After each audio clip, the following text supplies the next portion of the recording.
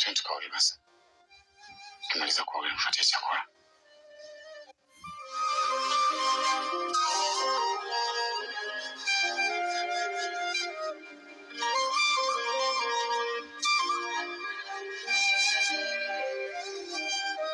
Wewe ndo unafaa kuwa mume wangu. Nakupenda sana. Nakupenda pia mama. Twende. Binadamu tumeumbiwa kusahau mabaya tuliyowatendea wapendwa, siwaulia machozi ya kweli. Nimefikwa msiba wa penzi lako, nina aiba.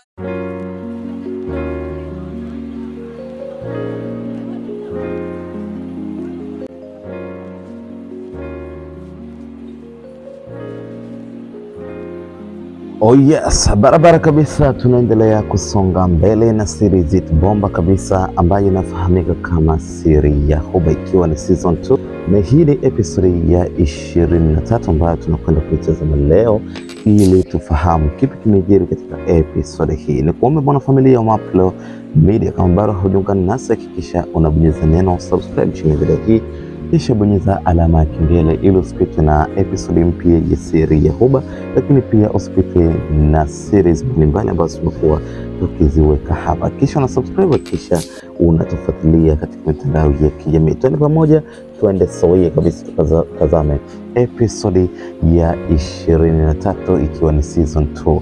Episode ya 23 Siri ya Huba. Nini kimejiri? Twende pamoja sasa tukatazame. Na katika episode hii bwana, tunaanzia pale ambapo tulishia, ambako tunaona RK alikuwa yuko kwa binti mrembo ambaye anasadikika kwamba ana ujauzito wake. Sasa alipigiwa simu na Aisha kwamba Aisha tayari amesharudi kutoka kwa mama yake na kumwambia anakuja muda si mrefu, na kama unataka funguo basi funguo tazama hapo chini na kuiweka utaiona. Sasa tunaona RK ikiwa anaingia ndani na Aisha ndio hivyo tena, amekuwa ni mnyonge sana, amekuwa ni mtu ambaye tayari amekata tamaa, hajafahamu ni nini ambacho kinamsumbua. RK anaingia na kumwona Aisha tayari ameketi na kisha kumwona akiwa mnyonge sana. RK anamsalimia, "Sasa hizi?" Anamuuliza, "Ulikuwa wapi muda wote huo?" RK kwa sababu hataki kumwoja Aisha, ameamua tu kumdanganya na kumwambia, "Nilikuwa nimeenda kutafuta chakula na ndio maana sikuwepo nyumbani." Aisha anamwambia, "Wewe unataka uniambie kwamba umekula peke yako, sio?" RK anamwambia, "Samahani sana kwa sababu nilikuwa nimeshaoda, kwa hiyo sikujua kwamba wewe unarudi muda huu, na hata uliponieleza kwamba uko nyumbani nikahisi pengine labda umeshakula, ila sio kesi, acha basi nikakufuatie." Aisha anamwambia, "Acha tu." Anamwambia, "Okay. Vipi mama anaendeleaje huko?" Aisha anamwambia, "Anaendelea vizuri tu. Yaani hata simuelewi mama yangu. Ananikwaza sana." Anamwambia, "Amekufanyaje tena mama hapa kwa nasema amekwaza sana?" Anamwambia eti anadai kwamba mimi nirudi nyumbani, na kama kweli wewe unanipenda kwa dhati basi upeleke barua nioe. RK anastuka kwa mshangao wa furaha na kuambia Aisha, kwa hiyo unataka kuniambia amekubali mimi na wewe tuoane, sio?" Aisha anamwambia, "Tuoana vipi wakati mimi nitoka kwa mwanamume ambaye alinioa na sikupewa talaka?" RK anaona hilo kweli ni jambo gumu, ila hataki kumkatisha tamaa kabisa Aisha, huko kumwambia, "Basi pole sana. Usiwe na shaka sana na wala usihofu. Kila kitu kitakuwa sawa sawa mpenzi." Anaona yaani hapa tasielewi. Yaani mama amekasirika kweli yani. Yaani hadi mimi nashangaa. "Amba usijali. Wewe ni mzazi. Lakini nafikiri ni hasira tu za hapa na pale. Ipo siku utakunjua nafsi yake na ataturidhia kabisa. Kwa hiyo wala wewe usihofu." Aisha anamwambia sawa. Anaomba sasa, "Kama hivi tena tukaoge. Alafu tumaliza hapo nikakufutia chakula upate kula ili tuendelee na mambo mengine." Aisha anamwambia RK, Yaani wewe ndio ulifaa kabisa kwa mume wangu. Yaani sijui kwa nini nilipotelea kwingine. Kwa kweli nafarijika sana kuwa na wewe. Ni mwanaume ambaye unajua kujali, unajua kumthamini mwanamke. Lakini mwanaume mvumilivu na uko tayari kubeba madhaifu yangu. Kwa kweli nakupenda sana RK.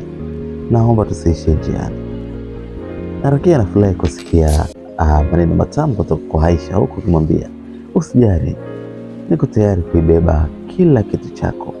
Niko tayari kukuheshimu na kukuheshimisha. Niko tayari kukuthamini na kukupa thamani ambayo unahitaji siku zote. Wewe ni mwanamke na nusu. Ni mwanamke ambaye nimeamua kukabidhi moyo wangu kwa dhati. Ni mwanamke ambaye nimeamua kuzitoa hisia zangu nikakupenda wewe.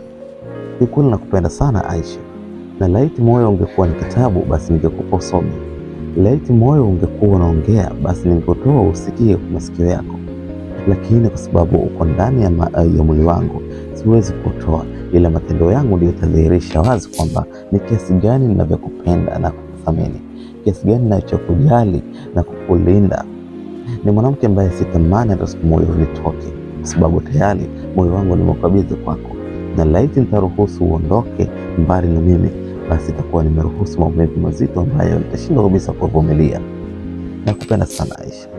Aisha anatabasamu kwa furaha huko akimwambia RK, nakupenda pia kipenzi changu. Baba sawa, hebu tena tukaoge, maneno yamekuwa ni mengi sana. Aisha anamwangalia kwa tabasamu tele. Anaona kwa nini alichelewa siku zote kumjua RK. Fundi wa huba, fundi wa mapenzi. Ni mtu ambaye kiukweli anamwonyesha thamani kubwa sana Aisha, ambayo hapo awali hakuipata, si kwa mumewe, si kwa Benson ambaye amekuwa ni mtu wa kumnyanyasa na kumtesa. Lakini sasa kwa upande wa pili, RK baada ya kutoka kule kwa yule mwanadada ambaye tayari ameshautoa ujauzito wa RK, lakini bado anamdanganya kwamba ana ujauzito wake, anaketi na mdogo wake huku akimueleza mawili matatu. Sasa binti anampanga mdogo wake, kumwambia, sasa kuna kazi nataka nikutume. Mdogo wake anamuuliza, ni kazi gani hiyo? Anamwambia, nataka umtongoze mdogo wako. Mdogo anastuka kidogo, kisha anamwambia, mwanzo kwa nini kazi ngumu sana hiyo? Mimi naanzia wapi? Ni mtu ambaye ninamheshimu kweli. Anamwambia, sikia nikwambie, siku zote wanaume ni viumbe dhaifu, ni viumbe ambao wamejawa na tamaa. Anaweza kukuheshimu kwa dhati kabisa, lakini ukimtamanisha tu anaingia mkenge. Kwa hiyo mimi kuna jambo ambalo nataka nilifanikishe, na endapo atakubali tukuwa na wewe, basi jambo langu litatimia. Ambaye dada, lakini nampa mtihani kwa sababu RK ni shemeji ambaye namheshimu sana, na istoshi ni shemeji ambaye kweli amekuwa ni mtu ananithamini, ananisikiliza, lakini wakati mwingine hata ananishauri mawili matatu. Sasa leo tena nitoke nikamtongoze, itakuwaje? Anamwambia, kama nilivyokuambia, wanaume ni viumbe dhaifu. Lengo langu mimi nataka tu akubali kuwa na wewe. Akishakubali, basi jambo langu litatimia. Ndogo wake anamuuliza, kwa hiyo na akikubali itakuwaje? Ambaye wewe niachie mimi, ila tu kwa sharti moja. Naomba uwe unaniambia kila hatua unayopitia. Hata akikubali, basi niambie kwamba ameshakubali, ili mimi nijue cha kufanya. Ndogo mtu anamwambia, sawa, mimi nitafanya unachokitaka, kwa sababu sitaki dada yangu uwe katika mawazo, sitaki dada yangu uwe katika manunguniko, wala kuwa na chuki na mimi, kwa sababu tu eti nimekatalia jambo lako ambalo unalihitaji. Ila ninahofia sana kwa sababu RK ni mtu mzuri tu. Naomba, najua ni mzuri kwa kweli, ile kwangu mimi ni mtu mbaya sana. Kwa hiyo nisaidie tu kwa hilo, ila kile kitu kiwe sawa. Anamwambia sawa. Sasa kwa upande mwingine tunamuona mdogo wake na RK bwana.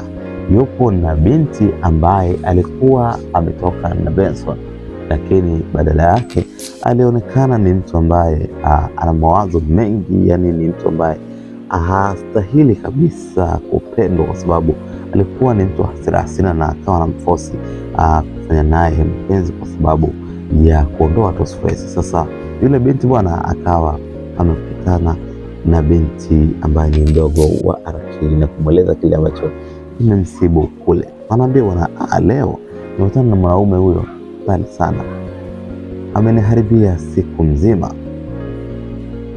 Anamuuliza kwa nini tena? Anamwambia